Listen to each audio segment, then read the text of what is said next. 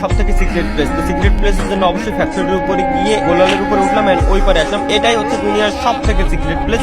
এখানে কেউ আমার জার্নিটা শুরু হয় 2020 সালের ডিসেম্বরের 13 তারিখ থেকে, যখন আমি ইউটিউবে আসল টিপস অ্যান্ড ট্রিক্স এর ভিডিও আপলোড করতাম, কিন্তু তখন কোনো ভিউজ আসতো না। টিপস অ্যান্ড ট্রিক্স দিতে দিতে হঠাৎ একদিন আমার সাথে ঘটে যায় উল্টো একটা ঘটনা। ঠিক এই ঘটনার পরে ভিডিওর লাস্টে আমি একটা ফানি মিউজিক লাগাই পাবলিশ করে দিই। তখন ইউটিউবে আমার ভিডিওটা হয়ে যায় ভাইরাল। তারপরেই রাতারাতি হুড় করে সাবস্ক্রাইবার বাড়তে থাকে। দেখতে দেখতে কয়েকদিনের ভিতরে আমার চ্যানেলে 1 লক্ষ সাবস্ক্রাইবার কমপ্লিট হয়ে যায়। আমার ভালো থাকা অন্য কারো হয়তো ভালো না লাগার কারণ হয়ে দাঁড়ায়, যার কারণে কিছু লোক মিলে প্ল্যান প্রোগ্রাম করে আমাকে ফেক স্ট্রাইক দিয়ে আমার চ্যানেলকে নষ্ট করে দেয়। ইউটিউবের কাছে অনেক রিকোয়েস্ট করার পরেও আমি আমার চ্যানেলটা ফেরত পাই না। ঠিক তার 28 দিন পরে আমি নতুন ইউটিউব চ্যানেল ওপেন করি এবং পুরো গেমিং কমিউনিটিতে একটা রেকর্ডের সৃষ্টি করি। মাত্র 24 ঘন্টায় 2,12,000 সাবস্ক্রাইবার হয়ে যায় আমার। এটার জন্য আমি অবশ্যই আপনাদের কাছে কৃতজ্ঞ। দেখতে দেখতেই 5 লক্ষ সাবস্ক্রাইবার, তারপর 1 মিলিয়ন, তারপর 2 মিলিয়ন, এখন প্রায় 3 মিলিয়নের সন্নিকটে। এই জার্নির শুরু থেকে এই পর্যন্ত অনেকের সাথেই বন্ধুসুলভ সম্পর্ক তৈরি হয়েছে। অনেক এমন ব্যক্তিকে পাইছি যাকে আমার নিজের ভাইয়ের মতো মনে হয়েছে, কিন্তু কারো সঙ্গে আজ পর্যন্ত আমি কোনো মনোমালিন্য করার চেষ্টা করিও না। দীর্ঘ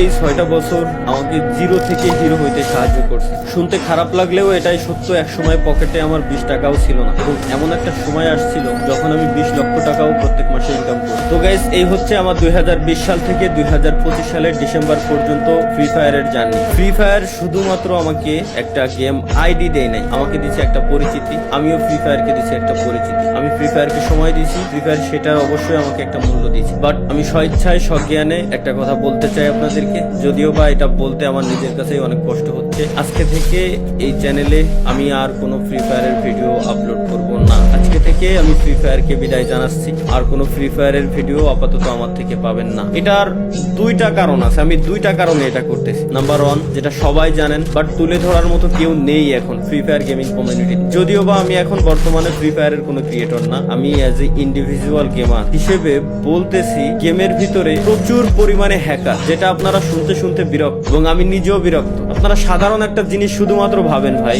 এই গেমটা আসছে 1 বছর 2 বছর না, বা 3 বছর 4 বছরও না, 8-9 বছরের বেশি হয়ে গেছে এই গেমটা চলে আসছে। এখনো পর্যন্ত এই হ্যাকারদের উপরে কোনো স্টেপই নিতে পারলাম না। আমি যদি একই সাথে কম্পিট করি পাবজি ফ্রি ফায়ার দুইটাই অলওয়েজ কম্পিটিশনে থাকে, কে কার আগে যাবে সবসময়। পাবজিতে এই হ্যাকার নিয়ে অনেক আগে থেকে তারা স্টেপ নিয়ে নিছে। ইভেন পিসি প্লেয়ার যারা আছে পাবজি, পিসিতেও তারা হ্যাক ইউজ করতে পারে না। বাট ফ্রি ফায়ারে কেন এই স্টেপটা নেওয়া হয় না? এই হ্যাকের কোডগুলো সেল করে কারা, এটা বলতে পারবেন আমাকে? যাই হোক ভাই, এগুলো দেখতে দেখতে বলতে বলতে বিরক্ত। এর ভিতরে দোষ আসলে এই হ্যাকারটা প্রমোট করছি আমরা এই দিন শেষে, সত্যি যেটা বলতে হবে ভাই। কেন? কারণ আমার ম্যাচে কোনো হ্যাকার বললে আমি উল্টাপাল্টা রিয়াকশন দিয়ে ভিডিও ছাড়তাম যে জাদুকর আছে, এ আসছে, ও আসছে। দিন শেষে ওইসব হ্যাকাররাই প্রমোট পাইতো। এখন তো ওপেনে ইউটিউবে বিভিন্ন হ্যাকাররা আসলে হ্যাক নিয়ে গেম টেম খেলে, লাইভ স্ট্রিম করে, তাদের চ্যানেলে লাখ লাখ সাবস্ক্রাইবার বানায় নিচ্ছে। তো আসলে এগুলোর উপরে স্টেপ নেওয়া হয় না। এটা আমি গেরিনার অফিসিয়াল মডারেটরের সাথেও আমি এই ব্যাপারে কথাবার্তা বলছিলাম এবং তাদেরকে আমি পার্সোনালি ওইসব হ্যাকারের চ্যানেলের লিঙ্ক পর্যন্ত দিয়ে আসছি, পেজের লিঙ্ক পর্যন্ত দিয়ে আসছি।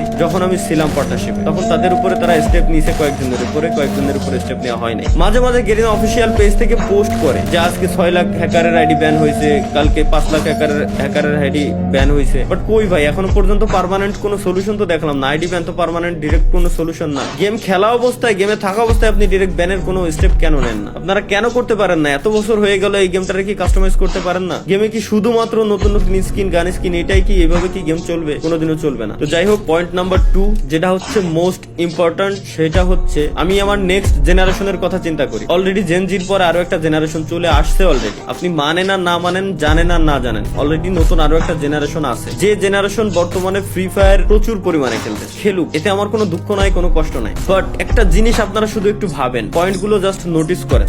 এই নতুন জেনারেশন গেমের ভিতরে আসতেছে, ই স্পোর্টস তারা খেলবে, একজন ই স্পোর্টস এর প্লেয়ার হবে, তারা দেশের নাম উজ্জ্বল করার জন্য বাইরের কান্ট্রিতে তারা যাবে। এই আশা নিয়ে তারা যখন গেমের ভিতরে ঢুকতেছে, গেরিনা তো এইভাবেই গেমটাকে বর্তমানে প্রমোট করতেছে, তাই না, যে স্পোর্টস এর দিক দিয়ে। তো এই আশা নিয়ে একজন প্লেয়ার যখন গেমের ভিতরে আসবে, নতুন একজন প্লেয়ার গেম খেলা শুরু করবে, তখন তার পাশাপাশি তার যে অপোনেন্ট থাকবে, যে এনিমিগুলা থাকবে, এনিমিগুলা গেমের ভিতরে গান স্কিন পারচেজ করছে, গান স্কিনের এক্সট্রা অ্যাবিলিটি আছে, গাড়ির এক্সট্রা অ্যাবিলিটি আছে, প্রত্যেকটা জিনিসের এক্সট্রা অ্যাবিলিটি আছে। ওই অ্যাবিলিটি ইউজ করে যখন ওই প্লেয়ারটাকে মারবে তখন ওই প্লেয়ারের মাথায়ও সেম জিনিসটা কাজ করবে, কারণ তারা ছোট, যারা নতুন জেনারেশন আসছে তারা ছোট, তাদের মাথায় একটা থটই আসবে যে তাইলে আমিও গান স্কিন কিনবো, নাহলে আমি তো ওরে মারতে পারতেছি না। এতে করে জোর করে তাকে গান স্কিন কেনানো হচ্ছে, জোর করে তাকে টপ আপ করানো হচ্ছে। সে স্বেচ্ছায় করতেছে না, জোর করে তাকে করানো হচ্ছে। এটা আপনাকে মানতেই হবে, 100% আমি বলবো আপনাকে মানতেই হবে যে এমনটা হচ্ছে, দিনকে দিন হইতেই আছে। পে টু উইন গেম হয়ে যাচ্ছে টোটালি। তো এই ব্যাপারে আপনি যদি এখনই পদক্ষেপ না নেন, আপনি যদি এখনই স্টেপ না নেন,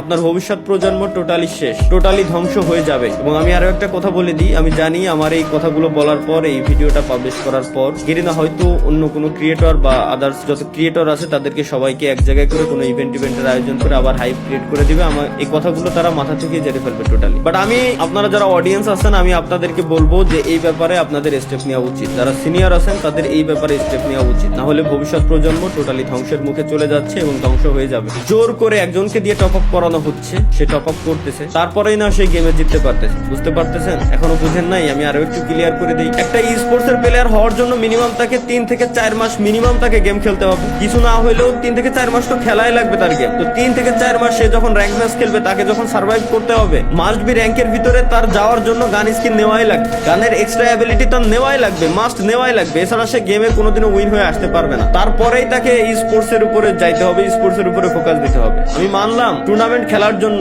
কোনো গান স্কিন লাগে না, টুর্নামেন্টে গান স্কিনের কোনো অ্যাবিলিটি নেই, এটা আমি মানতেছি। কিন্তু ওই পর্যন্ত যাওয়ার জন্য একটা প্লেয়ারের যে 3 থেকে 3 বছর পর্যন্ত সার্ভাইভ করা লাগে, ওই 3 থেকে 3 বছর পর্যন্ত আপনাকে কত টাকা খরচ করতে হচ্ছে, এটা কি আপনার মাথায় আসতেছে? এটা কি আপনি বুঝতে পারতেছেন? তো আমার মতে এটা বন্ধ করা উচিত। বাংলাদেশ সার্ভার ব্যতীতও আরো অনেকগুলো সার্ভার আছে গেরিনা ফ্রি ফায়ারের ভিতরে, ওইসব সার্ভারে গানের কোনো অ্যাবিলিটি নাই, এক্সট্রা কোনো অ্যাবিলিটি নাই। গানের স্কিন আছে বাট এক্সট্রা কোনো অ্যাবিলিটি নাই। যার মন চায়, যার ভালো লাগবে সে গান স্কিন নেবে, যার মন চায়, যার ভালো লাগবে সে গাড়ির স্কিন নেবে, কারের স্কিন নেবে, বাইকের স্কিন নেবে, কোনো সমস্যা নেই। কিন্তু একজনকে দিয়ে জোর করে কিনায় পে টু উইন বানানোর কোনো মানে হয় না বলে আমি মনে করি। তো দিন শেষে আমাদের সকলেরই আসলে এই ব্যাপারে স্টেপ নেওয়া উচিত, না হলে ভবিষ্যৎ যে প্রজন্ম আসতেছে ওরা ধ্বংসের মুখে ধ্বংস হয়ে যাবে বলে আমি মনে করি। এটা ছিল হচ্ছে আমার দ্বিতীয় পয়েন্ট। আশা করি আপনারা যথেষ্ট বুদ্ধিমান, যথেষ্ট পরিমাণে ভালো বুঝেন, আপনাদেরকে এত বোঝানোর কিছু নেই, আপনারা বুঝে গেছেন যে আমি কি বলতে চাচ্ছি মূলত। এবং হ্যাকার ব্যান করার জন্য ভাই বেশি কিছু লাগে না। ফ্রি ফায়ার ব্যতীত যতগুলো মোবাইলের ব্যাটেল রয়্যাল গেম আছে, প্রত্যেকটা ব্যাটেল রয়্যাল গেমস ইমুলেটরে খেলা যায়। ওই প্রত্যেকটা ব্যাটেল রয়্যাল গেমস ইমুলেটরে খেলার সময় আপনি একবার জাস্ট হ্যাক ইউজ করে দেখেন না, আপনি গেমেই ঢুকতে পারবেন না। গেম খেলা তো দূরে থাকে, আর গেমে যদি কোনোভাবে ঢুকেও যান, ইনস্ট্যান্ট ম্যাচের ভিতরে থাকা অবস্থায় আপনার আইডি ব্যান হয়ে যাবে ইমুলেটর সহকারে। তাহলে ফ্রি ফায়ার কেন পারতেছেন? এই হ্যাক গুলো কারা আনতেছে, কারা সেল করতেছে? এই হ্যাকের যে সোর্স কোড গুলো, এই সোর্স কোড গুলো আসতেছে কোথা থেকে? তো যাই হোক ভাই,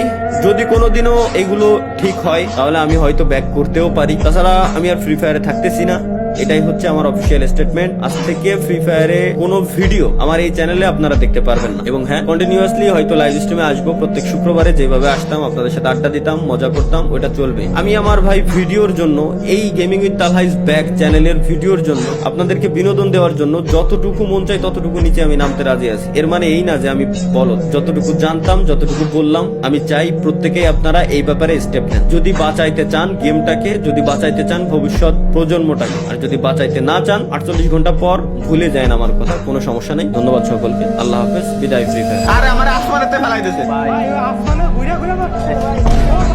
আরে ওর ভাই ও করলো কি? আবার আল্লাহ তাকবীরুল্লাহ, লা ইলাহা ইল্লাল্লাহ। देख के अरे ये कहाँ से आ गया? ये देखो, चले CS रैंक नहीं तो फिर बताओ, अब बैन ही नहीं हो रहा है, इसको रिपोर्ट भी किया।